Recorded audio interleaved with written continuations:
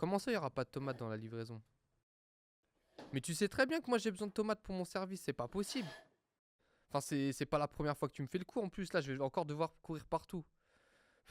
Encore une galère de la restauration. Julien, à table. J'arrive! Bonjour, aujourd'hui on se retrouve pour un nouvel épisode du podcast À table. On a l'occasion aujourd'hui, Julien, de découvrir encore un nouveau profil. Un nouveau profil, Eh. un entrepreneur de la restauration, On a qui aujourd'hui? quelqu'un de costaud, Ah oui. quelqu'un de costaud qui impressionne Ouais. et qui est un multi-entrepreneur qui a lancé du coup des restaurants, une marque de vêtements même, Monsieur Jonathan Jablonski. Bonjour Jonathan. Salut les amis, Comment quel tu vas? honneur, ça fait plaisir. Merci Écoute, de m'avoir plaisir il invité. est partagé. On a eu l'occasion de se retrouver au travers d'un engagement que tu as voulu prendre avec nous, au travers de l'association My Creo Academy. On m'a forcé. Ah oui, Paul Fedel, celui-là. Il m'a mis le couteau sous la gorge, mais franchement, quel plaisir. Et écoute, on a Surtout eu... quand je t'ai entendu expliquer ton projet sur scène. Ouais, bah écoute, merci. Et effectivement, on se rejoint par les valeurs. Tu as dit ça la dernière fois, cette volonté. Et aujourd'hui, bah, on a l'occasion de te recevoir parmi nous aujourd'hui sur ce podcast, avec une volonté claire, en fait, de comprendre bah, il y a qui derrière. On parle des entrepreneurs, mais c'est quoi ton parcours? Comment ça va se passer, en fait, Julien, ce Bah, en fait, podcast? C'est quoi le format chez nous? Nous, le format, c'est qu'on cuisine nos invités Ok, un petit peu. j'aime beaucoup ça, là. On cuisine nos invités. Ouais. Du coup, on va commencer par l'entrée. Ouais. Du coup, il va nous expliquer un peu son parcours. Ensuite, on va mettre les pieds dans le plat avec le plat de résistance et il va plutôt nous parler des défis qu'il rencontre aujourd'hui avec ses restaurants. Et on va finir par le dessert où là, il va nous parler un peu plus des perspectives d'avenir pour son groupe. Et enfin, il va falloir passer à la caisse avec l'addition. Comment on paye l'addition chez nous? Bah, chez nous, l'addition, on la paye en conseil pour nos auditeurs qui veulent se lancer dans la restauration. Allez, top. Du Donc, coup, si tout le monde est prêt, on va commencer on y par va. l'entrée. On y va, on y va. Alors, Jonathan, est-ce que tu peux nous expliquer un peu ton parcours? Qu'est-ce qui a fait qu'aujourd'hui, tu es à la tête de cette chaîne de restaurants?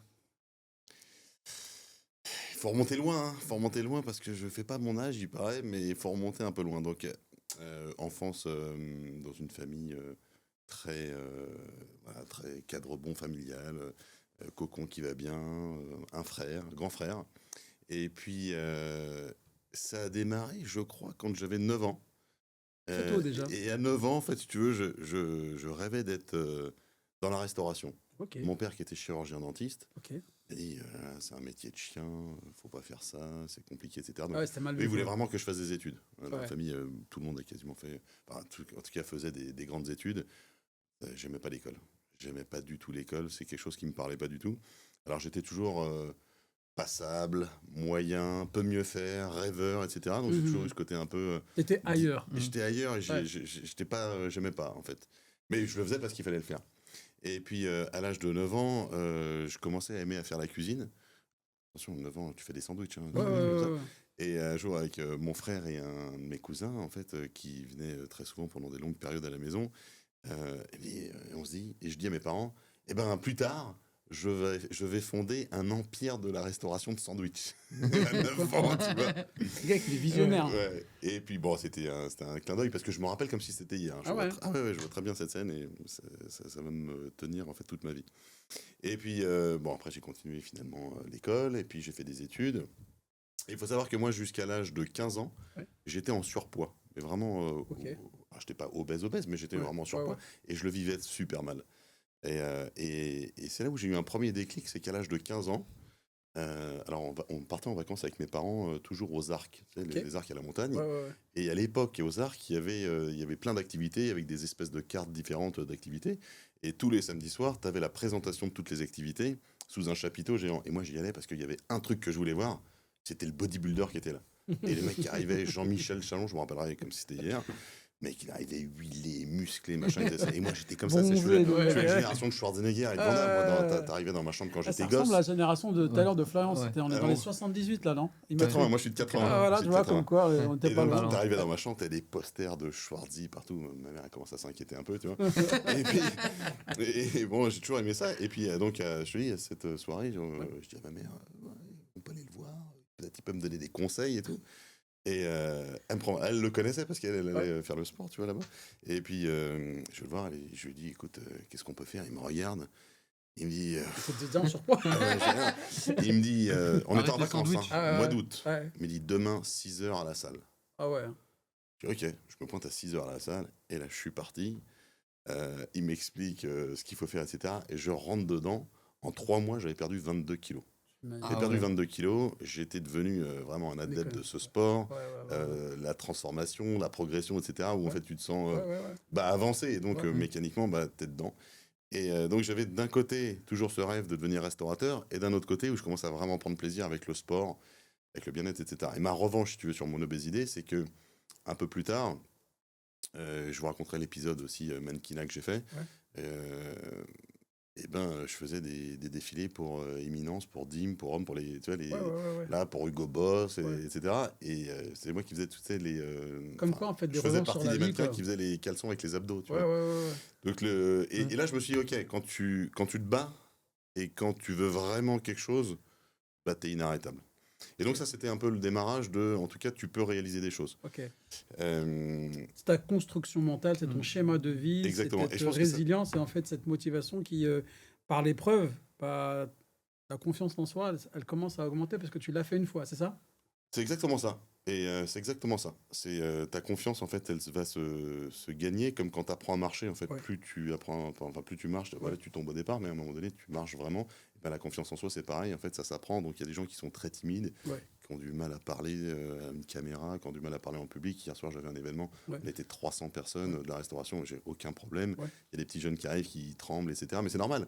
Et en fait, ils ont envie d'abandonner. Mais non, tu leur dis, mais non, c'est super, continue. De toute façon, à un moment donné, ça va le faire. Et puis, tu seras naturel. C'est comme si tu allais marcher comme tu marches. Quand tu conduis, c'est la même chose. Tu passes Ouais. tes vitesses au début. Alors, on attend des boîtes automatiques. Mais à l'époque, tu passes tes vitesses. Aujourd'hui, tu passes tes vitesses où tu conduis sans. Ton cerveau, il n'est pas du tout focusé là-dessus. Il fait Ouais. autre chose. Tu es sur Ouais. ton téléphone. Ouais, Faites ouais, pas ça. Mais... Bref. Chut. En tout cas, ce que je voulais vous dire, c'est que je reviens juste sur cet épisode aussi de développement personnel qui est hyper important. Et vous allez comprendre le rapport après. C'est que j'ai à peu près 23 ans. Ouais, j'étais en école de commerce. Ouais. Donc après, je suis rentré en école de commerce à l'ISC à Paris. Et j'ai fait l'option master entrepreneur. Et quand j'étais en école de commerce, je vais chez un de mes cousins aux États-Unis. J'ai beaucoup de familles aux États-Unis, côté San Francisco. Et il avait un de ses potes qui était avocat dans le entertainment. Donc, Ok. c'est dans tout ce qui est loisirs, cinéma, musique, etc. Et le mec me voit, il me dit putain, mais tu devrais faire du mannequinat. Alors, je dis bon, ok, Merci c'est pour, sympa, c'est etc. sympa. Et il dit bah viens avec moi à Los Angeles et je te présente, je t'amène chez Karen Model, tu vas voir, je les connais bien. Et voilà. Je vais là-bas, effectivement, la nana me dit écoute, ouais, tu passes super bien en photo, etc. Par contre, si tu veux rester, bah, il faut payer un visa, il faut rester 2 mois, etc. Moi, j'avais pas les moyens, ça coûtait, je crois, 3 ou 4 000 $, et puis j'avais pas les moyens, donc j'ai pas fait. Mais par contre, elle m'a donné les coordonnées d'une agence à Paris. Ok. Et je suis sorti de là. Dans ma tête, j'étais devenu mannequin. J'avais jamais rien fait. J'étais devenu mannequin. Dans ma tête, j'avais fait un. Comme je m'étais programmé mentalement pour ça. Le soir, je suis en boîte de nuit, je rencontre du monde, etc. Ils me demandent qu'est-ce que tu fais là. Oh, je suis mannequin. Mais c'était pas que j'étais mytho, c'est qu'en fait, je m'étais mis dans T'étais cette position. dedans. Projet. Quand je suis arrivé à Paris, que je suis allé chez People Agency, qui n'existe plus, avenue d'Opéra, je suis allé voir à l'époque le booker qui s'appelait Suleiman. Je suis arrivé, j'ai dit voilà, j'ai mon book. J'ai fait Ah, mais t'avais fait un book quand même. Oui, je l'ai fait, mais si tu veux, ça s'est fait comme ça. Avec un C'est comme toi photographe, quand t'as fait avec ta un photographe de présentation à quartier, si tu veux, tu vois. Tu pourras faire un book demain, toi, y a pas de problème. Et le mec, et c'était parti. Et voilà, et j'ai fait ça. Et après, donc j'ai fait ça pendant que j'étais en école de commerce. Donc tu gagnes plutôt bien ta vie en plus quand tu fais ce métier-là. Et à un moment donné, j'en ai marre d'aller au casting, foutre à poil, etc. Donc j'ai dit, j'arrête. Et le jour où je recommencerai à travailler mon image, ça sera pour moi. Et c'est ce que j'ai fait après avec les business et les restaurants. Donc ça, pour l'instant... bodybuilder, mannequinat. Non, pas bodybuilder. J'ai fait une compétition en 2018 à Los Ouais, Angeles. ouais. Parce qu'il fallait que je le fasse et que j'avais Mais envie de le faire. plutôt retravailler sur son corps, sur son Ouais, ouais. bien-être, perdre du poids, affiner, gagner Exactement. en confiance, Mais gagner en des tout cas, challenges. développement et progression. C'est ça qu'il Développement faut et retenir la progression. notion, c'est développement et progression, parce que c'est un peu ce qui anime ma vie. Et c'est pour ça qu'il y a plein de monde qui me demande mais comment tu fais pour faire tout ce que tu fais aujourd'hui? Bah déjà, je le fais pas seul. Ouais. J'ai une équipe qui s'est constituée au fur et à mesure. Mhm. Et 2, c'est parce que je suis un drogué de ça. J'ai besoin de ça. J'ai besoin de... Voilà, aujourd'hui, il y a plein de projets en cours avec les projets existants. Et dès qu'il y a une opportunité de faire quelque chose, je regarde. Alors évidemment, Faut pas tout faire parce que sinon tu te perds. Mm. Mais en tout cas, j'ai besoin de ça. Et ça, en tout cas, c'est ma maladie. C'est ça. C'est de On en vouloir, parlera, ça, de ta maladie. Non, blague à part, en fait, je reconnais beaucoup de signes d'entrepreneurs neuroatypiques. neuroatypique. Ouais. Ouais, Carrément. ouais, c'est vrai. Sur les TDAH, les HP, etc. Quand il parle, en fait, quand il dit que c'est une drogue, c'est parce qu'en fait, ça sécrète une dopamine, cet entrepreneuriat. Ça alimente, en fait, pour son cerveau, une sorte de bien-être. Parfois même, le curseur n'est pas l'argent. C'est l'envie de créer, l'envie, en fait, Ouais, c'est d'entreprendre. Donc, on en parlera, ça aussi. Donc, ce rêve Tout de ça, 9 ans, bah, à partir Eh de ben, il s'est quand? concrétisé quand je suis rentré en école de commerce. Mon mémoire de fin d'études, ouais, donc plutôt quand je suis sorti d'école de commerce, c'était le business plan d'un concept de bar à jus. ok. Moi, j'avais vu aux États-Unis les Jamba Juice et compagnie, Ouais, et je ouais, voulais ouais. faire ça en France. Donc, j'ai créé une première boîte qui s'appelait Smoothie Time Ok. en 2007, et j'étais accompagné par quelqu'un qui m'avait expliqué un peu comment marchait la restauration. Ouais. Et de fil en aiguille, cette personne m'a parlé d'un club Ok. qui peut aider les jeunes entrepreneurs parce qu'il y a des fonds d'investissement, parce qu'il y a un réseau, etc. Et c'était le Leaders Club. Ouais. Et donc, j'ai rencontré le Leaders Club au tout départ. Et une dame qui s'appelle Carole Bonnefoy, qui était directrice commerciale chez Terre Azur, en fait, Ok. m'a expliqué un peu comment ça fonctionnait, etc. Et m'a donné les bons contacts et tout. Top. Et j'ai réussi à draguer, on va dire, à alpaguer un fonds d'investissement qui a cru en moi dès le départ. Et c'est comme ça qu'on a switché après de Smoothie Time, on l'a transformé en Factory & Co. Et Factory & Co est né en 2008. Ok. Voilà. Donc le premier était dans le 13e arrondissement de Paris. Ok. C'est pas le meilleur emplacement du monde parce qu'on travaille que du lundi au vendredi. On travaillait pas le soir, il y avait personne et on travaillait pas le week-end. Ok. Par contre, on a réussi à s'implanter après à Bercy Village en 2011. Et en 2011, le 11 septembre 2011, 21 septembre 2011, c'est là où tout a démarré parce que Bercy Village, quand on a ouvert, on était déjà les premiers à faire de la restauration rapide là-bas. Ok. Et au bout d'un an, on avait fait 3 millions d'euros de chiffre d'affaires hors taxe, avec 200 mètres carrés. Donc, premier chiffre d'affaires au mètre carré dans la zone. Et après, tous les bailleurs sont venus taper à la porte. Voilà. Donc, on Et va la dire success story commence là, quoi. qu'elle commence et elle se complexifie dès le départ. Je vais Ok. vous expliquer pourquoi. Ouais. Je vous explique ça maintenant ou après? Vas-y, vas-y, Ouais, vas-y. De vas-y. toute façon, là, on est on rentre dans le plat. Ouais, bah, on peut Allez, rentrer dans le plan. allez, a on y bien- va. Ah, on a fait entrée plat Ouais, direct. et là, hein. t'as entré plat Les direct. serveurs, ils sont efficaces, on n'a rien vu. Allez, vas-y. En fait, c'est là où il faut faire attention, c'est l'ego. Ouais. Ouah, l'ego. Quel enfoiré celui-là. Bah oui, parce que Ouais. quand tu démarres en fait à Bercy Village, qu'après tout va à Aéroville, Oui. on ouvre à la Défense au 4 temps, Oui. on ouvre à Val d'Europe, des adresses de fou. Mhm. Donc en fait, à chaque fois que tu ouvres, c'est entre 2,5 millions et 3,5 millions de chiffre d'affaires hors taxe. D'accord? Et qu'à un moment donné, la franchise commence à taper à la porte et que tu as un mec qui ouvre dans un endroit un peu moins bien et qui marche pas. Tu te dis, c'est à cause du franchisé, il est pas bon. Mais on faisait pas de com à l'époque. Ça servait à rien de faire de com parce qu'on n'arrivait même pas à servir tous les clients qui venaient au restaurant, tellement ça cartonnait. Et en fait, ce qui s'est passé, c'est que on a mis vraiment beaucoup de temps à comprendre qu'il fallait faire justement ce travail de communication, de faire connaître la marque, de faire des choses comme ça pour nos franchisés qui n'avaient pas forcément les bons emplacements, ou même nous, en fait, on a fait des erreurs stratégiques d'emplacement, parce qu'à l'époque, on ouvrait un peu comme ça, on se dit, ok, si ça marche ici... Créteil-Soleil, par exemple. On a ouvert à Créteil-Soleil. Et quand tu dis l'ego, c'est-à-dire parce que Parce que l'info l'ego- venait. parce que quand on me disait, ouais. quand on nous disait, non, il y a un problème avec la marque, ou Ouais, avec ci, ouais. ou avec ça, c'est pas possible, regarde les chiffres qu'on Mais fait ça, là. mais ça, tu l'avais pas eu déjà avec Jamba Juice, au moment où tu as fait le pivot. Non. Ok. Non, parce que Jamba Juice, c'était autre chose. Enfin, Smoothie Time, c'était autre Ouais. chose. Smoothie Time, si tu veux, c'était le concept qui n'était pas abouti. J'étais Ok. trop jeune, j'étais sous-capitalisé. Ouais. Et puis finalement, on a transformé après très rapidement en Factor & Co. Donc, non. Et alors, la grosse différence aussi avec Factor & Co, c'est que par rapport à tout ce qu'il y avait sur le marché, moi, je suis parti me former aux États-Unis, dans le New Jersey, pour apprendre à faire les bagels. Et après, toute la pâtisserie, j'ai été autodidacte. Moi, toutes les recettes chez Factor & Co, c'est moi qui les ai faites. Ok. C'est quelque jusqu'il y chose a- de ouf, ça. hein. Mais c'est vraiment, mais c'est ma Même les passion. cheesecakes. Surtout les cheesecakes. Ah, parce que moi, quand je vais chez Factory Co, c'est les cheesecakes qui me tapent à l'œil. Ouais, C'est ça mais bien qui sûr, m'attire. surtout les cheesecakes, le fait qu'on les ait francisés, etc. Ça, ouais, c'est toutes mes recettes. Alors maintenant, j'ai évidemment une équipe de R&D qui fait à ma place. Ouais. Mais en tout cas, au démarrage, c'était Ouais. moi pendant la recette de bagel, c'était de la folie, c'est de la chimie en fait le bagel. pour avoir, parce que c'est une farine spéciale qu'on importe du Canada, parce qu'on n'a pas du tout la même espèce de blé en France. C'est impossible de faire un vrai bagel avec la farine française qui a moins de force, elle a moins de Ok. gluten en fait, donc elle est moins puissante, moins de protéines aussi. Ok. T'as que 7% de protéines dans les blés français, 14% aux États-Unis ou au Canada. Puis après, t'as l'eau. Enfin, c'est un truc. Nous, on voulait vraiment le vrai bagel new-yorkais. Ok. Et donc, c'était pas mal de temps de recherche, de travail, d'affinage pour avoir le produit qu'on a aujourd'hui. Et donc, les cheesecakes, après les cookies, les muffins, enfin toute la gamme qu'on a chez Factor & Co, ouais, c'est mes recettes. Et j'adore. Et donc finalement, tu dis, tu ouvres, le succès pour certains, d'autres D'autres plus compliqués. D'autres plus compliqués. Et puis, on faisait Ça pas oblige à attention. se remettre en cause et en question. Ouais, et puis surtout qu'on n'avait pas les bons tableaux de bord à l'époque. On Ouais. ouvrait, on faisait de l'argent. Ouais. En fait, on gérait mal. Ok. Vraiment, honnêtement, on gérait mal. Ouais, C'est pour ça qu'aujourd'hui, alors on a aussi une structure où on accompagne des jeunes chefs d'entreprise, ouais. des jeunes concepts. On leur donne aujourd'hui les bases qu'on n'a pas eues en fait à l'époque. Ouais, ouais, ouais. On Avec surveille des les outils, KPI de enfin, gestion. voilà ce que tu disais la dernière fois. Quand Mais ça, aujourd'hui, on le connaît par cœur. Aujourd'hui, Ouais. on sort une situation mensuelle tous les mois. Sinon, c'est comme si, et c'est ce qu'on faisait, hein. Et j'avais cette image de conduire sur l'autoroute à fond. Arrête, hein. Non, sans compteur, sans tableau de bord. Tu sais pas si t'as de l'essence, tu sais pas si t'es en excès de vitesse. Tu sais pas en fait. Je sais pas où tu vas. Mais comme ça va, en fait, et en fait, moi, comme je suis un créatif, j'étais pas trop dans cette partie-là. Ok. Aujourd'hui, je suis devenu plus global. Voilà, Ok, ok.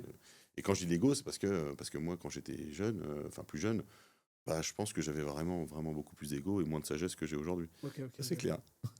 Mais bon, c'est aussi ce qui t'a permis peut-être aussi d'aller vers l'avant, de risquer, d'avoir confiance en toi. Donc cet ego peut être un atout, Mm. mais il faut faire attention à relativiser parce qu'une fois que tu te dis chaque fois que je fais quelque chose, ça marche, j'en ai connu beaucoup des entrepreneurs comme ça. Mm. Et c'est choquant parce que il se dit ma formule marchera tout le temps. Et il ramène des cabinets d'experts qui lui disent non. Il dit non, mais je vais faire comme ça. Alors pourquoi tu nous mandates Non, parce qu'ils veulent se rassurer. En fait, quelque part, on veut se rassurer. Tu veux faire venir un expert, le mec il dit que c'est bon, génial. Il dit c'est pas bon, t'es mauvais. Casse-toi. Bah oui. C'est ça. Il y en a beaucoup de comme ça. Donc aujourd'hui, quand j'essaie d'accompagner les jeunes, en tout cas, on essaie de prendre des pincettes parce que j'étais à leur place, en fait. Ouais. Sauf qu'aujourd'hui, on leur apporte du concret. Et puis, ouais, on pense les inspirer avec effectivement les succès qu'on a malgré tout aujourd'hui. C'est-à-dire que Factor & Co, nous, on a vécu l'enfer avec le Covid. Ok. C'était l'enfer. On a été C'est de la restauration bien sûr à table, Ouais. donc forcément on reçoit pas de monde à Alors, l'intérieur. c'est pas ça, c'est que 95% de nos restaurants sont en centre commerciaux. Commerciaux, ouais, c'est Ah ça. ouais. Nous, pendant le Covid, on a aidé beaucoup les franchisés. On leur a fait 0 de redevance. Par contre, on a continué à faire la communication, etc., comme il fallait. Ouais. Mais nous, par contre, sur nos restaurants, nous, on ne travaillait pas. Mm. Et c'était compliqué parce qu'on a levé beaucoup de PGE. Enfin, on a levé le PGE qu'on pouvait lever. Et on a repris à peu près en mai 2021 l'activité. On a pu rouvrir en mai 2021. En fait, on a récupéré à peu près une activité normale en janvier 2023. Ce qui fait que pendant un an et demi, on n'a fait que payer des charges fixes d'une non-activité. Puisqu'on était à moins 40, moins 50% de chiffre d'affaires. Là, aujourd'hui, on était en redressement judiciaire pendant 18 mois. On est sorti au mois d'octobre avec les félicitations du procureur de la République parce qu'on a fait un retournement de malade. On a dû fermer certains établissements qu'on n'aurait finalement jamais dû ouvrir avant. Ça nous a permis de nous... Et les Sandco, ils ont pas épaulé aider. Non, mais non. D'accord. Non, alors, non seulement les Sodco nous ont pas épaulés, mais aujourd'hui, ils veulent même plus entendre... Avec les pierres, les Averson... Non, mais après... Dans les Sandco, c'est compliqué parce que tu as des commerciaux. Tu as des mecs avec qui tu as des bonnes relations. Puis après, tu as la gouvernance, comment ils appellent ça, partie recouvrement, comptabilité. Ouais. Et eux, c'est une feuille de papier, c'est un chiffre, c'est machin, t'as pas payé, Bonjour, t'es blacklisté. Et après, t'es blacklisté, en fait. Tu vois. Alors, ce qui est très drôle, parce que moi, tu me parles de bailleurs comme Clépierre.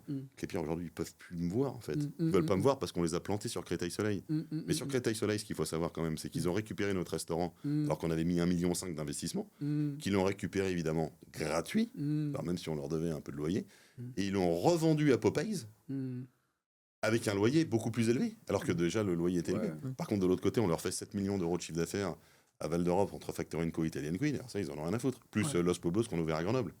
Alors, tu nous parles de 3 enseines. Nous, on connaît Factor & Co. Ouais, je suis un peu dans tous les sens. Non, mais au contraire, c'est le but. Et donc, comment ça se passe le développement multi-enseigne? Donc, Factor & Co, on est sorti de cette période compliquée. On a retravaillé le concept, on a digitalisé, on a retravaillé tous nos achats. Aujourd'hui, Factor & Co, c'est 40% de chiffre d'affaires en plus. Et par rapport à 2019, on explose les scores. On a gagné 10 points de marge. Donc aujourd'hui, les KPI d'un Factor & Co, c'est Malgré 27%. l'augmentation des coûts, Ah ouais, crise mais écoute bien, Ukraine, ce qu'on etc. sort aujourd'hui, et là on est au salon de la franchise ce Ouais, week-end, ouais. c'est 27% de food cost, packaging inclus, Et oui. c'est 25% de personnel et un capex à 600 000 euros. Donc je te laisse calculer les Ouais, bidas. ouais, magnifique. Vas-y, calcule. Bon, bref, c'était entre 22 et 25% des bidas. Magnifique. Hein. Redevances payées, etc. Ouais. Donc Factor & Co, on est content, c'est reparti sur un développement, et puis là on est en train de regarder, parce qu'on a sûrement un investisseur qui va rentrer à nouveau dans Factor & Co, on est en train de voir, puis repartir sur un développement plutôt balèze. Belle enseigne qui Ouais. a connu des difficultés, qui a su muter, pivoter et rebondir. Et Exactement. aujourd'hui, en fait, Tu lances d'autres enseignes en fait. voilà. Alors ça s'est fait parallèlement, parce que Ouais. Factor & Co continue de toute façon son chemin. Moi, avant de vouloir même faire du burger, j'avais vu à Berkeley, donc en Californie, il y a très longtemps, les burritos. Ouais. En 96, j'avais vu les burritos, j'avais découvert ça en 96 et j'avais trouvé ça canon. Et donc j'avais créé une première enseigne, enfin co-créé une première enseigne qui s'appelle Peperico, qui existe toujours. Il y en a à La Défense, il y en a à Vélizy, un Lyon-Pardieu, qu'on a revendu après. Et puis on a recréé Los Pueblos là. On a recréé Los Pueblos. Et Los Pueblos, ça va un petit peu plus loin que le simple mexicain parce qu'il y a une partie authentique à la chipotle, on va dire, et une partie à la hot tacos, on va dire, avec du taco smash burger, avec des burritos un peu chargés pour les jeunes comme ils aiment bien, etc. Beaucoup les États-Unis en tant qu'inspiration culinaire. Toujours. Ouais, toujours. Toujours. Moi, c'est mon côté un peu américain. Ouais. J'aime bien ce qu'ils font. Ils ont toujours un peu d'avance sur nous. Et puis voilà, ça fonctionne. Ça fait toujours un peu rêver, en fait, finalement. Ouais. Donc, Los Pueblos, on en a 2 à Grenoble. Et puis là, on va continuer un développement plutôt sympa. Okay. Et puis, avant, il y a eu Italian Queen. Donc, Italian Queen, c'est pareil. Quand j'ai fait ma compétition en 2018, en sortant de la compète, on a découvert un truc qui s'appelle 800 degrés. Qui est une enseigne, en fait, où tu vas composer ta pizza sous les yeux du... L'opérateur va fabriquer ta pizza sous tes yeux, donc sous les yeux du client. Ça part en cuisson, 90 secondes, ta pizza elle sort, napolitaine, incroyable. Et on a voulu faire la même chose ici, sauf que comme on avait un emplacement à Val d'Europe et que c'est énormément de flux, on s'est dit on pourra pas le faire à la commande, c'est pas possible. On est passé sur les bornes de commande, donc on a une quinzaine de recettes de pizza, par contre que tu peux personnaliser. On a rajouté les pâtes, on a les tiramisu qui sont faits maison.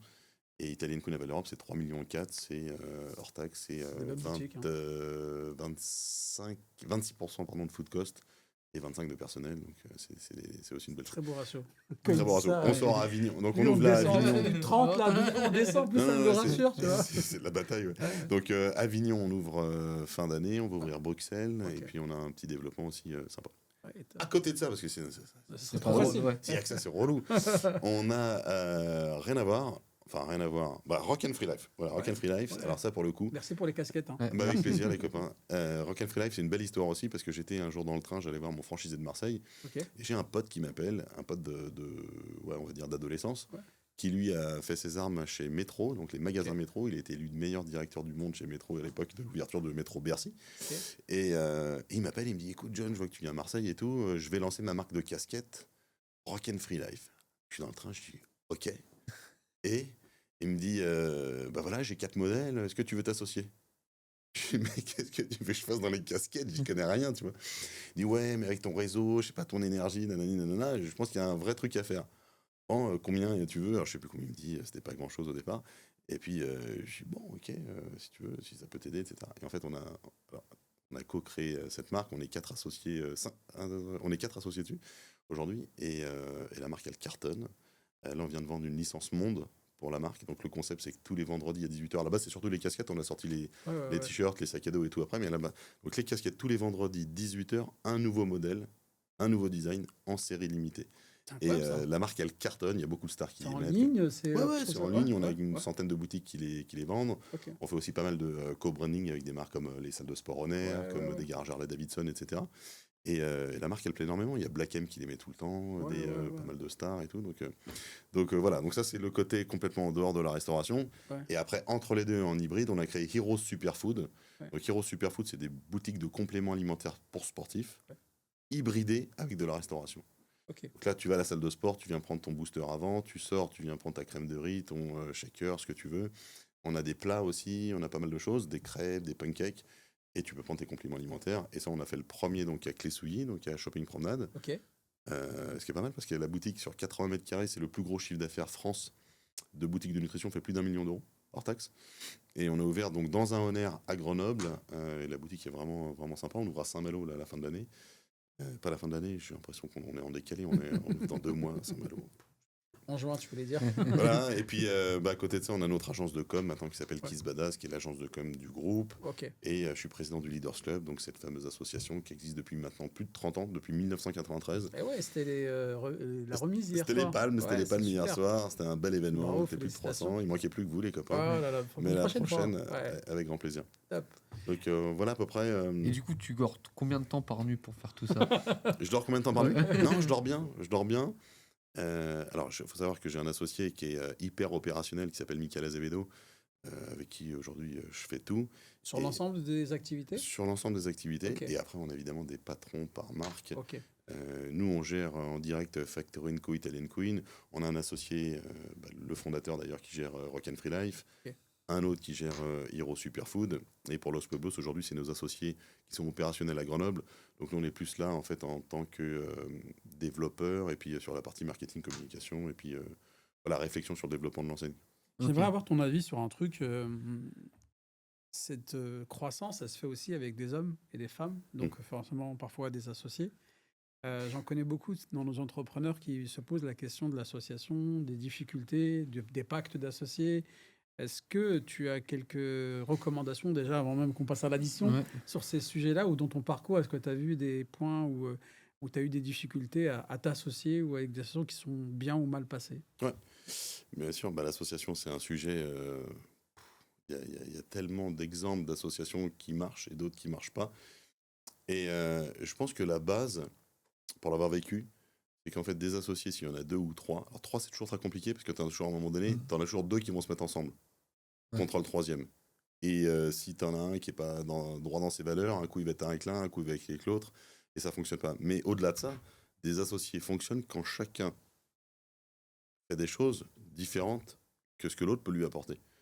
Par exemple, avec Michael Azevedo, ce qu'il fait, je suis quasi incapable de le faire. Complémentarité. Ce que je fais, il est incapable de le faire. Et c'est ça Complémentaire. qui fonctionne super bien. Par contre, on va dans la même direction, on a les mêmes envies, on a les mêmes valeurs. Ça m'est arrivé d'ailleurs au tout démarrage, j'étais avec des associés qui étaient des associés d'école de commerce, et finalement on se connaissait en tant que copains.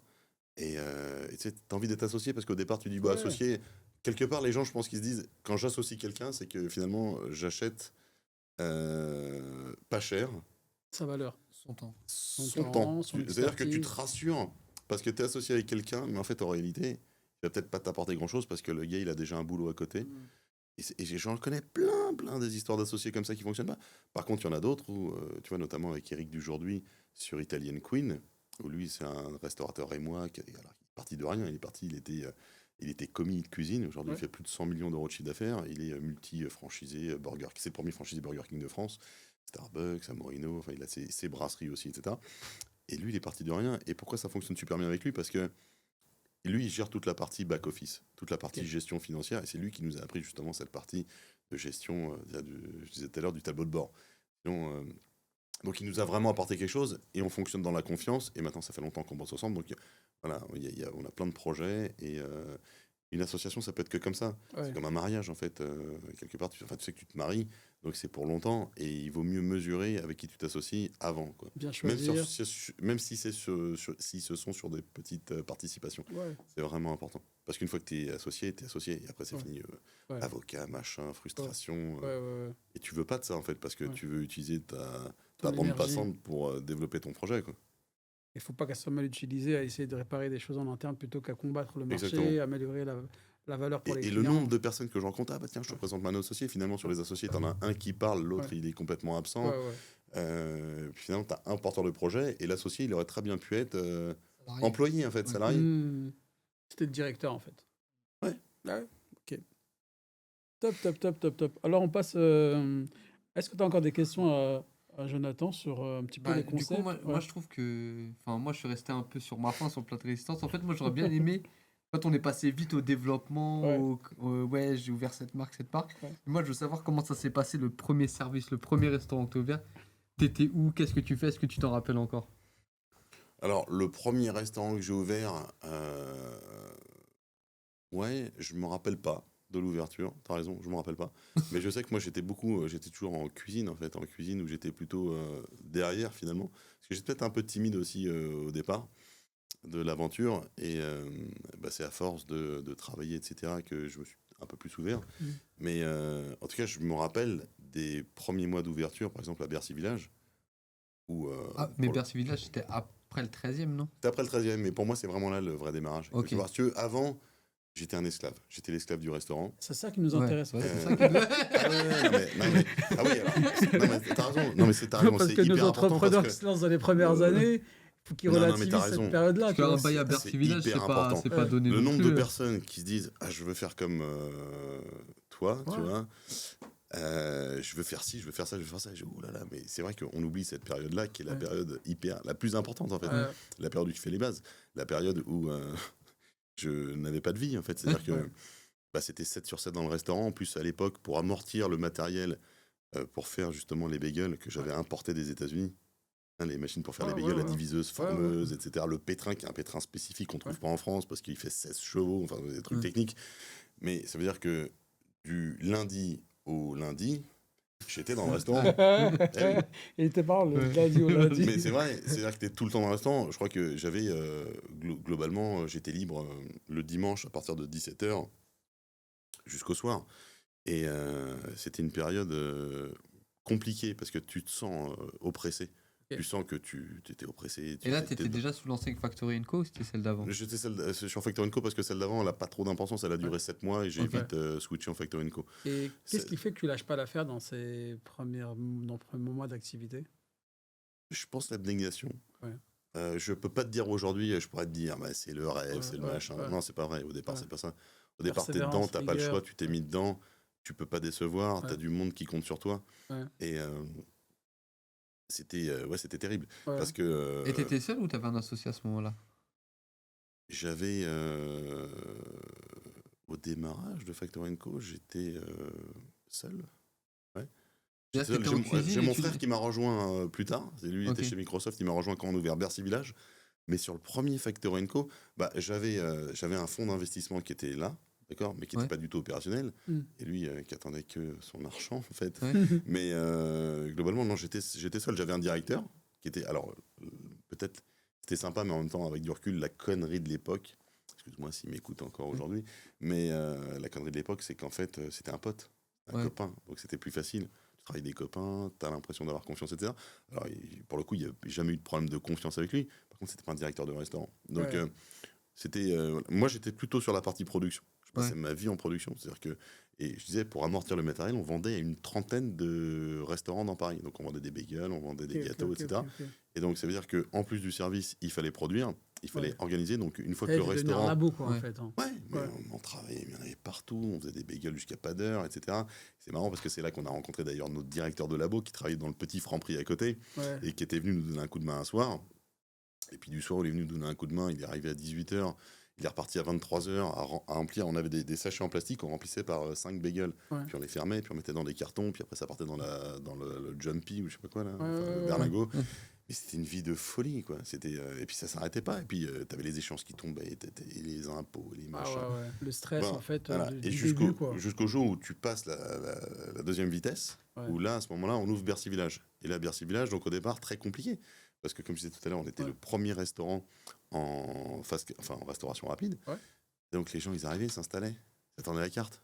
Faut aller au comptoir, par contre, après on vous donne un beeper. Un quoi Les beepers, quel ça va? Nous, on était les premiers à avoir amené les beepers en France. C'est quelle année, tu dis 2011 2009 2011, excuse-moi. 2011. Mais on avait les beepers depuis 2009, du coup. Et donc, ils arrivaient, et machin, ils n'étaient pas contents, ils partaient et tout. Et je me rappelle, on faisait tous les soirs, on se posait après le service jusqu'à 3h du mat sur la terrasse de Bercy, parce que c'était au mois de septembre, il faisait encore beau. Et avec mon frère, avec les copains de l'époque avec qui on bossait, qu'est-ce qu'on fait? On met le service à table, peut-être qu'on fait service à table en terrasse, mais machin. En fait, ça et à un moment donné, je dis, on arrête tout, on fait ce qu'on fait, on va éduquer les gens. Et voilà. Et après, c'est Factory & Co, contre-intuitif, ça, de se dire... Ça, c'est l'ego, un peu, aussi, de se dire, je vais éduquer mon marché. Ouais, mais à un moment donné, j'avais pas le choix, parce que je savais pas faire du service à table, moi. Je savais pas faire. Et je voulais pas rentrer dedans, c'était pas mon métier, en fait. Et moi, c'était pas du tout c'était pas ce que je... On a défini un concept. Donc là, pour le coup, c'est même pas de l'ego, c'est qu'à un moment donné, je croyais vraiment à ce que je faisais. Ok. Tu vois.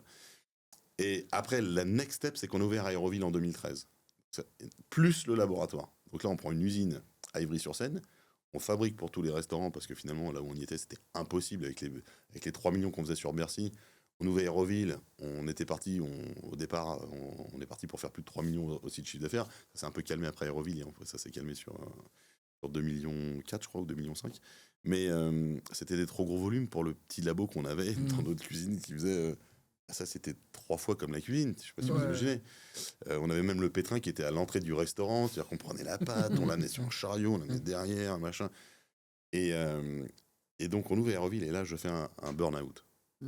Au bout de 3 semaines, je suis impossible de me lever. Mais un burn-out je sais pas si vous avez déjà vécu ce sentiment. C'est même plus de la, qu'on appelle ça de la.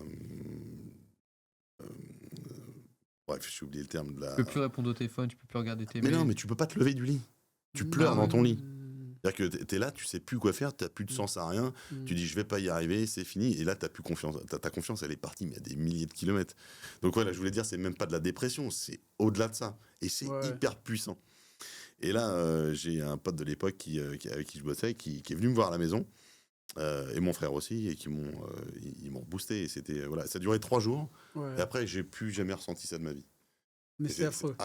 C'est un truc que je souhaite à personne. Et après, après on s'est calé, machin, etc. Et puis voilà. Mais effectivement, le départ, c'était atroce. Et un jour, Albert, qui est le directeur du labo, me dit, John, sors des restaurants, s'il te plaît. Oui, parce que moi, à chaque fois, j'arrivais dans les restaurants le matin. Oh, j'aime pas trop la disposition. On va changer les chaises. On va faire ci, on va faire ça. Mais ils en pouvaient plus. Je changeais tout le temps parce que c'était. Je bouillonnais à l'intérieur. Hyperactif, le gars. Hyperactif. Et j'avais besoin. Moi, je suis perfectionniste. Je voulais que tout soit parfait. Il y avait un truc qui était. Je mettais un câble, etc. Mais il sort des restaurants. On va faire du développement. En fait, c'est comme ça qu'on a commencé à se développer. C'est là qu'on a commencé à se développer. Parce qu'il prenait trop la tête aux gens. S'il te plaît, fais le développeur de marque. Et puis c'est vrai, tu vois, t'es le patron. Tu prends un directeur de restaurant. Le directeur de restaurant, il a beau être bon. Si t'es à côté de lui sans arrêt, il sert à rien, le directeur de restaurant. Mais moi, j'étais déjà dans ce mindset de se dire, OK, on va faire un développement. Et donc, j'ai besoin de gens comme ça, tu vois. Et OK, mais vas-y, sors. Et effectivement, je suis sorti. Puis après, j'étais dans les restaurants. C'est pour ça que je laissais toujours la place au directeur. Moi, j'étais souvent, tu vois, par exemple, à l'ouverture des routes, j'étais toujours en pâtisserie. Je tapais des cheesecakes, des décorations. Parce qu'en fait, on les faisait au labo, mais par contre. Une vraie passion, quand même, en fait. Mais si t'es pas passionné, tu peux pas exceller dans ce métier. Si t'aimes pas les gens, tu peux pas faire ça. Si t'aimes pas tes employés, si t'aimes pas tes clients, tu peux pas être bon, en fait. C'est pas possible. Si c'est juste pour faire du business, ça va s'essouffler à un moment donné. C'est pas la restauration donc, sur laquelle il faut investir, quoi. Donc voilà, et puis après, par contre, toutes les autres marques, ça s'est fait un peu plus facilement. Ouais, c'est-à-dire le beau retour d'expérience, la compréhension des ingrédients qui font la réussite, de l'organisation, et on les met directement à profit sur des nouveaux concepts. Tu vois, par exemple, pour Italian Queen, j'ai fait complètement différemment. Italian Queen, je suis incapable de le faire une pizza, je sais pas faire. Par contre, j'ai pris un super gars, enfin c'est Mickaël qui l'a trouvé, William, qui est un directeur incroyable, qui nous suit depuis le début et qui va aller très très loin avec nous. C'est lui le patron d'Italian Queen. Nous, on s'occupe de toute la partie branding, développement architectural, développement tout court, marketing, communication. Par contre, je sais pas faire une pizza. Et bizarrement, ça m'intéresse même pas en fait. Je le laisse faire, il fait ça mieux que moi, c'est très bien. On passe au dessert, Julien. C'est quoi les perspectives? C'est bon, tu as eu ton plat de résistance. Là, c'est intéressant. J'ai failli chicaner. J'ai senti l'émotion ou quoi? Non, j'ai vu que c'était dur, tu vois. Même lui, il a dit parce que c'était trop facile. C'est trop facile. Genre, je sors de la sonde dans le 13ème, boum, Bercy Village, 3 millions. Attends, c'est quoi? Il y a un truc qui manque. Il manque du dessert. Du coup, on va du coup passer au dessert. Les perspectives de développement. Du coup, là, aujourd'hui, tu as plein d'activités. Tu as des marques, tu as différentes marques de restaurants, une marque de casquettes.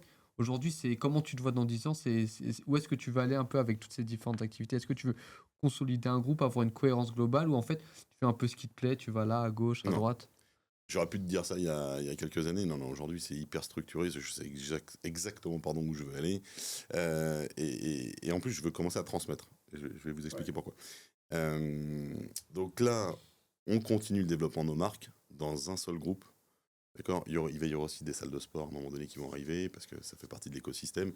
Et en parlant d'écosystème, voilà, l'idée, c'est d'avoir créé cet écosystème complet. On a l'usine, on a les restaurants. L'usine travaille en plus pour les restaurants. On a maintenant des clients extérieurs. On a le sport, on va avoir les salles de sport, on a des idées de nouvelles marques aussi qui vont arriver, et pourquoi pas même s'ouvrir à importer des master franchises et être master franchisé de grosses marques étrangères qui cartonnent. On peut regarder quelques marques aux États-Unis, on peut regarder en Espagne, on peut regarder un peu partout ce qui se passe. Et il y a des choses qui nous intéressent. Et ce qui est sûr, c'est qu'on a des ambitions assez fortes sur ce groupe. Et ça va prendre un peu de temps. Et parallèlement à ça, commencer à transmettre, notamment par le biais de notre structure Infinite, où on accompagne en fait des jeunes loups de la restauration qui ont une marque mais qui savent pas trop comment se développer. On accompagne notamment Becci. Et sur ma chaîne YouTube, il y a un épisode justement qu'on démarre justement sur cet accompagnement parce que je veux commencer à transmettre. Moi, on me l'a pas donné en fait au départ. Ouais. J'ai cru qu'on me l'avait donné, mais on me l'a pas donné. On peut pas te donner l'expérience qu'on a vécue. Et ça, en fait, on les accompagne, on leur donne tout de suite en fait accès à notre écosystème. Et tout de suite, ils font des économies incroyables, que ce soit sur leurs achats, sur leur management, enfin, pas des économies sur le management, vous avez compris, mais ils apprennent beaucoup de choses et on leur permet d'aller beaucoup plus vite, mais bien. Et par contre, à côté de ça, moi, je les coach aussi. Je vais leur faire du coaching mental pour qu'ils puissent vraiment se développer comme il faut et qu'ils puissent, d'un côté, développer leur chiffre d'affaires, mais d'un autre côté, développer aussi Leur personne, enfin, leur sagesse. ok. Ouais. Vraiment leur sagesse. Travailler parce le que mindset, en fait. le mindset, c'est Ouais. hyper important. Et les deux vont ensemble parce que si tu développes que le côté business, à un moment donné, ton ego, il surdimensionne comme ça et puis tu écrases un peu tout le monde. Et c'est pas ce que je souhaite, moi, en tout cas. Je suis vraiment dans le partage. Ouais. Et c'est pas pour raconter des conneries, c'est vraiment ce que je souhaite aujourd'hui. Donc je veux développer vraiment ce groupe avec Mickaël et nos associés. Et puis à côté, commencer à vraiment transmettre. C'est pour ça qu'il y a cette chaîne YouTube qu'on a développé avec la série Infinite qui va sortir là, incessamment sous peu. On va accompagner 5 marques Ok. et un peu comme une télé-réalité. Ah, C'est vraiment bien, un nouveau ça. truc, personne n'a jamais fait ça. Ouais. Donc ça prend beaucoup de temps, mais d'un autre côté, Mais c'est quoi? On est en immersion dans c'est ça. dans C'est ces en fait, concepts-là, on voit leur évolution. on démarre toujours par la même chose. Tu démarres par un audit. Ok. Un audit où tu regardes ce qui se passe, tu regardes où ils sont, tu regardes où ils vont, tu regardes leurs chiffres, etc. Et puis après, on va commencer à construire une stratégie par rapport à l'objectif qu'ils ont. Et ce qui est toujours très compliqué, c'est que très souvent, les gens n'ont pas d'objectif. Et ça, C'est c'est un peu que, comme- c'est que dans la restauration ou ça peut être dans n'importe quelle Pour thématique? l'instant, je vais faire dans la restauration parce que c'est vraiment ce que je connais bien. On verra. Après, c'est vrai qu'à partir du moment où tu fais un business, quelque part, un business, c'est à peu près toujours les mêmes. Mhm. C'est ingrédient. Ouais, c'est ça. Mais la restauration, quand même, C'est particulier. c'est particulier. C'est particulier. Ouais. Et après, c'est hyper important d'avoir un plan stratégique défini. Si tu n'as pas de plan, c'est un peu cette image de la poule qui court sans tête. Parce que tout à l'heure, je te disais, je veux vraiment regarder toutes les opportunités. Par contre, je dis non très souvent maintenant. La force du non, elle est hyper importante aujourd'hui. Parce que si tu dis oui à tout, bah, tu vas te traverser à un moment donné. Mhm. Et puis, tu vas sortir de ta stratégie. Si tu te dis, bah, tiens, par exemple, Becci, je leur dis, un exemple concret. Becci, ils font de la pizza. D'accord? Donc, c'est la pizza romaine. Et il y a un des frères, il veut ouvrir 100 restaurants. D'accord? Génial. Il y a l'autre frangin, il me dit, ouais, je veux ouvrir les 100 restaurants. Mais par contre, j'aimerais bien de temps en temps trouver des emplacements pour faire plus des brasseries, des trucs, enfin faire des trucs un peu différents, donc Becci version améliorée. Et je lui dis non, je suis pas d'accord avec toi parce que si tu fais ça, tu vas peut-être gagner un peu plus d'argent sur cela, mais ça va t'empêcher de développer en fait ton truc à 100 unités. Parce que en fait, tu vas perdre du temps ici, parce que tu auras des contraintes différentes, parce que tu vas avoir des Ça, fiches c'est- techniques différentes. Parce Ça, que c'est tu vois ce que je veux dire? qui Ouais. te dit ça parce que Et là, en ça les fait, t'es en énerve, train de mais en même lui temps- dire reste dans ton couloir. Donc il y a deux choses, et en plus il faut qu'ils aient tous les deux le même objectif, Ouais. parce que s'ils n'ont pas tous les deux le même objectif, bah, ils vont pas y arriver en fait, Ouais, ou à un ouais. moment donné ils vont s'embrouiller, donc vaut mieux, voilà, on les aide à se caler, à savoir exactement là où ils veulent aller, et puis, c'est important. Top. Ouais, cette notion de transmettre, bah, je crois que c'est un petit peu aussi ce que tu fais au sein du Leaders Club, c'est ça? Ouais. Et bah, merci aussi de faire partie de notre jury à My Hero Academy avec le Bah, concours. merci d'avoir pensé à moi. Donc ça veut dire aussi que maintenant, tu arrives à un stade où tu as envie de tendre la main aussi à certaines personnes qui n'ont pas eu forcément les conseils que toi, peut-être, aurais voulu avoir en te lançant. Et je crois que ça fait partie aussi de cette identité des entrepreneurs qu'on oublie souvent parce qu'on nous dépeint comme des gens omnibulés par l'argent, par les KPI. Mais je crois que c'est pas exactement que ça. Et toi, ton engagement aujourd'hui prend quelle forme au sein de Leaders Club? Tu as d'autres activités où tu es engagé? Non, j'ai que le leadership qui prend déjà beaucoup de temps, j'ai ma femme, les enfants. C'est pas mal Mais aussi. du coup, Un engagement aussi. la série de vidéos Infinite, c'est lié au Leaders Club ou c'est Pas rien du tout, c'est- ah, c'est- rien à voir, non, Ok. rien à voir, Ok, rien à voir, c'est vraiment en plus. ok, ça marche. Du coup, ça, c'est plus un truc que tu fais toi de ton côté et Leaders Club, c'est plus une association qui est structurée. Leadership, c'est une association, on est tous bénévoles. Ok. Moi, je suis président depuis 6 ans. Et là, j'ai re-signé pour 2 ans complémentaires avec un nouveau bureau.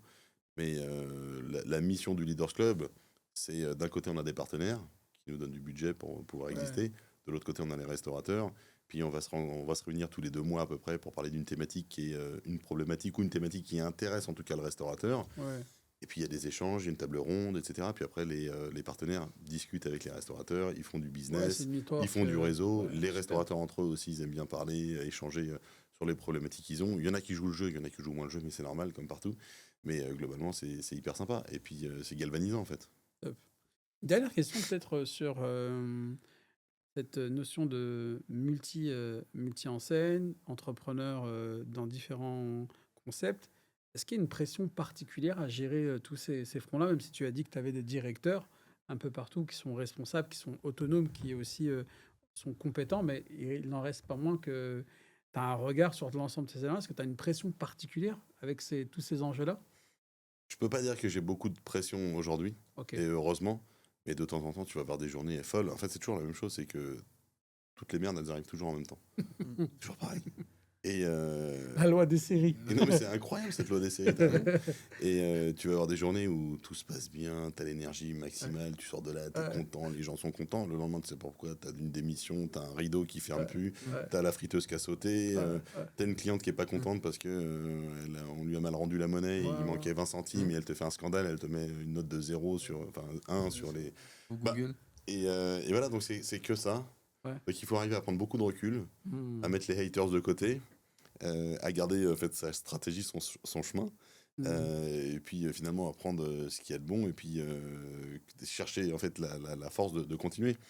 Et par rapport à ce que tu disais tout à l'heure sur la stratégie et sur l'engagement en tout cas, ce qui est important, c'est de toujours avoir sa ligne de conduite, pas sa ligne de conduite, son objectif en tête. Et on oublie toujours ce qu'on est capable de faire en 10 ans par rapport à maximiser ce qu'on est capable de faire en 1 an. C'est-à-dire que tu vas te dire, tiens, dans 3 mois, 6 mois, je vais faire ça, ça, ça et ça. Mais par contre, tu te dis pas à 10 ans qu'est-ce que tu es capable de construire. Et en fait, en 3 à 6 mois, tu fais rien. En fait. Hmm. Donc c'est important d'avoir des objectifs hyper long terme. Top. Ok. Passe à l'addition. Ça ressemblait Ouais. à une bonne addition, ça, Ouais, quand même. ouais, ce qui- c'est un ça- conseil, ouais. la vision du long terme. Ouais, Ouais. c'est vrai. Moi, c'est vrai que j'ai tendance à me focuser sur les Court terme. objectifs à court Ouais, terme, mais ça c'est. à être dans le rush, parce que c'est ça qui m'anime. Je me dis, ok, il faut que je fasse ça. Ouais. Et je me dirais, enfin, j'ai une vision à peu près globale dans 10 ans, mais j'ai Ouais. pas un plan Mais structuré pour aller dans 10 ans. attention, je dis ça comme si c'était facile, c'est hyper compliqué de savoir ce qu'on va faire à 10 ans. Bah, c'est pas Ouais. tout de se dire, ok, je vais être millionnaire, je vais faire ci, je vais faire ça. On s'en fout, ça c'est Mhm. l'argent, on s'en fout. Mais C'est par la contre, culture. avoir une vraie Stratégie. stratégie à 10 ans, c'est pas simple. Ouais. Donc tu peux déjà la faire à 2-3 ans. Et puis au fur et à mesure de ta maturité, tu vas l'allonger un peu plus. Et en fait, quand tu parles du très court terme, c'est pas des objectifs, ça s'appelle des actions massives. C'est Jim Rohn qui disait ça à l'époque dans ses coachings. Il disait massive actions. Il disait ça, massive action. Et en fait, tous les jours, tu te fais des actions qui doivent aller dans le sens de ton objectif que tu t'es fixé, que ce soit 2, 3 ans ou 10 ans. Mais si à un moment donné, tu vas te lever un matin et on te dit, tiens, viens, on va aller chasser le sanglier, Ouais. j'ai une connerie dans les bois, alors que ton objectif, c'est d'être vegan, ça n'a aucun sens en fait, ou Mhm. j'en sais rien. Ouais, tu Tu sors vois ce que je veux dans- dire? Ouais. C'est C'est la capacité à dire non. c'est à la certaines force du nom, mais choses. Ouais, c'est non, mais- incroyable. Moi, je l'ai appris Et très tu peux tard. passer pour un con, c'est pas Ouais. grave, mais au Ouais. moins, t'es droit dans tes bottes. Et je te dis ça aujourd'hui, j'ai plein de fois où j'ai dit oui, alors que j'aurais dû dire non 1000 fois. Ouais, mais ça, Plein de je pense que c'est un peu le Ouais. lot quotidien Ouais. de la vie Ouais. d'un entrepreneur. C'est ça. Et c'est l'apprentissage, en En fait, fait, par c'est pas l'action. ça, c'est qu'en fait, tu T'as des bons twistes vendeurs aussi, ton hein. esprit. T'as des bons vendeurs dans ta vie. Ah oui. Et même, Bon, tu oui. twistes ton esprit pour dire, mais en fait, c'est pas une bonne idée sur le papier, mais si, mais en fait, si je vais faire ça, je vais retomber sur mes pieds. Et c'est pas la C'est bonne chose rigolo, à penser. hier soir, donc il y avait les pannes de la restauration. Et moi, je suis pas animateur, c'est pas mon métier en fait d'être Ouais. animateur. Ouais. Ça s'est fait. Là, tu m'aurais vu il y a 10 ans au Leaders Club, je bégayais en fait quand je prenais le micro. En tout cas, j'avais l'impression. Mais là, pour me préparer, j'ai fait une vraie prépa où, si tu veux, j'ai allié le sport, la nutrition, C'est la hyper récupération et la visualisation. La visualisation qui est hyper importante, que tu peux utiliser pour des choses importantes comme un rendez-vous important, Oui. que tu peux utiliser pour ta journée de travail, Ouais. ou que tu peux utiliser pour effectivement parler en public. Ouais. Et c'est hyper important parce que hier, en fait, quand j'ai démarré, j'avais une énergie de fou, mais je l'avais déjà vécu. Je l'avais déjà vécu, je l'avais déjà visualisé. Ça faisait 3 jours que je travaillais dessus. Chaque fois, je faisais mon cardio. En même temps, je réfléchissais, je pensais, C'est une vraie j'améliorais. force, ça. Et je sais pas si c'est une force, mais en tout cas, c'est un entraînement. Ouais. C'est un truc que tout le monde peut acquérir sans aucun problème. C'est de l'entraînement. Mm. Et par contre, c'est hyper galvanisant. Incroyable. La visualisation, c'est un outil hyper important qui te permet de te préparer à des enjeux forts. Du mot coup, de la fin. Le mot de la fin, Mokhtar, Ouais. c'est pas la. Enfin, on va revoir Jonathan. Ouais, Non, mais sur Jonathan. l'addition, parce qu'il y a une Ouais. addition. Je vous ai pas donné l'addition encore. T'avais préparé l'addition. Allez, Ça, c'est vas-y. des micro-additions. Ok. C'est- En fait, c'est- Ok, Non, non, l'addition. non, mais l'addition. s'il y a un truc que je peux donner comme conseil Ouais. aux restaurateurs ou à toutes les personnes qui font du business, c'est de ne pas rester dans leur zone de confort ou de connaissance. Alors ça veut dire quoi? Ça veut dire qu'il y a des gens, ils ont l'impression qu'ils sont, tu sais, ils sont dans c'est comme un verre dans une pomme, il est super bien dans sa pomme, mais il ne sait pas que la pomme à côté, elle est peut-être plus sucrée. Et si tu sors pas de cette zone et que tu vas pas te confronter à discuter avec des gens du métier parce que tu as peur de ou passer pour un con parce que t'es pas crédible, ou tu as peur qu'on te pique ton idée, mais personne va te piquer ton idée, en fait, ils ont déjà leurs idées, en fait. Ou, tu vois, aller dans des... Ouais. Je m'appelle pour un jury, moi, on me Ouais. dit, ouais, il faut aller dans un jury, tu vois, c'est super sympa, c'est pour aider les jeunes de quartier, etc. Je trouve ça canon. C'est pas ma zone de connaissance, je connais pas. J'y vais, je rencontre des gens. Ouais. Je rencontre, on va devenir amis, on va échanger, on va faire plein de trucs. Et je trouve ça génial. Donc, n'hésitez pas à sortir et d'aller dans des réseaux d'associations, justement. Il y a des gens qui sont bienveillants pour donner des idées, etc. Moi, Eric Dujorduy, je l'ai rencontré au Leaders Club. Eric Dujorduy, c'est un groupe, c'est un mec avec qui on va peut-être monter un groupe qui fera 500 millions d'euros de chiffre d'affaires. Comme quoi. Je l'ai rencontré au Leaders Club, une après-midi. Le mec, j'ai trouvé hyper inspirant. Je suis allé le voir, j'ai dit, dis donc, faut qu'on se voit tous les deux. Il s'est retourné, il était mort de rire. Il m'a donné sa carte, j'ai vu sa carte avec tous les logos, Starbucks, machin et tout. Et ça s'est fait comme ça, tu vois, c'est rigolo. Et des rencontres, il y a des rencontres que tu peux faire, Oui, mais tu feras pas des rencontres chez toi, c'est ça que je veux Ouais. dire. Sortir de sa zone de confort, mais oser. Oser, en Oser. fait, provoquer, oser se dire, bon, bah, vas-y, j'ai quoi à perdre, personne ne le fera à ma place. Prendre cette initiative, parce que C'est sûr. beaucoup ont des cartes de visite, mais on conclut pas après, on n'ose pas, on n'y va pas. Après, tout le monde n'est pas comme ça, bien Ouais, sûr. ouais. Mais si j'ai un conseil à donner, ça, c'est c'est voilà, celui-ci. bataillez-vous parce que c'est Ouais. pas grand-chose. Au pire, vous passez pour un con. Et Ok. on s'en fout. L'océan, il est plein de poissons. C'est vrai. Tu vois. Mais écoute, merci. Il y avait même un pourboire avec l'addition. Et pas mal le pourboire. On va le rajouter. On va le rajouter.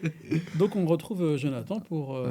Membre du jury ouais, du le concours. De quel concours, Mokhtar? Ouais, le 8 avril, Jonathan sera là pour vous auditionner, chers entrepreneurs. Vous avez l'occasion de vous inscrire à un concours qui s'appelle Affranchise, qui permet d'accompagner la duplication du 2e point de vente, du 3e, et d'initier un réseau, de revenir sur un accompagnant qui va vous permettre de bien structurer les bases, ce qu'on disait aujourd'hui, hein, vous avez entendu, les KPI de gestion, tous ces fondamentaux, toutes ces gammes que parfois vous êtes un peu en train de négliger parce que vous êtes pris par le rush. Et on va à la duplication de manière active sans prendre le temps. Et ce concours-là, il est fait pour accompagner, structurer. Vous pouvez vous inscrire jusqu'au 1er avril sur l'adresse suivante, affranchise.fr, et on aura le plaisir de vous accompagner si vous êtes retenu par les membres du jury, Donc, Jonathan. dont Jonathan. On conclut. Sur ce, merci beaucoup. Merci Jonathan. Franchement, Avec plaisir, on a passé un bon moment. on buvait tes paroles. C'était vraiment super inspirant. Enfin, moi, j'ai vraiment beaucoup apprécié cet échange. Allez, Et merci beaucoup, en tout cas, d'avoir accepté l'invitation. Et on se revoit bientôt. Avec plaisir. merci Jonathan, merci Julien. À très bientôt pour un nouvel épisode du podcast À table. Merci. Allez, ciao.